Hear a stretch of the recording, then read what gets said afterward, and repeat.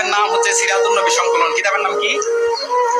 7 পৃষ্ঠার ভিতরে লিখে রাখছেন নবী তো আমাদের মতোই একজন সাধারণ মানুষ, দোষে গুণে করা, রক্তে মাংসের করা।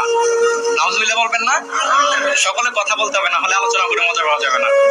আমি তাদেরকে উদ্দেশ্য করে বলতে চাই, আরে নবী কিভাবে তোমার মতো হয়, তুমি কিভাবে নবীর মতো হও, যেখানে আমার নবীর কালেমার সাথে আমাদের কালেমার কোনো মিল নাই। আমরা কালেমা পড়ি লা ইলাহা ইল্লাল্লাহু মুহাম্মাদুর রাসূলুল্লাহ সাল্লাল্লাহু আলাইহি সাল্লাম, আর আমার নবী তো জাহানের বাদশা নবী, নূরের নবী, হায়াতুন নবী, জিন্দা নবী, কামলিওয়ালা নবী, দরদি নবী কালেমা পড়তেন লা ইলাহা ইল্লাল্লাহু ইন্নী রাসূলুল্লাহ। আর শুধু তাই নয়, তোমার উপর নামাজ ফরজ হয়েছে 5 ওয়াক্ত, আমার নবীর উপর নামাজ ফরজ হয়েছে 6 ওয়াক্ত। আর আমার নবীর প্রস্তাব মোবারকতে মেশকাম্বরের চেয়ে বেশি সুগন্ধ ছিল। কথা বলেন না ঠিক কিনা? বুখারী শরীফের হাদিস, আমার নবী যখন ওযু করতেন সাহাবায়ে কেরাম হাত পেতে রাখতেন। আমার নবী যখন প্রথম মোবারক ফেলতেন সাহাবায়ে কেরাম হাত পেতে রাখতেন।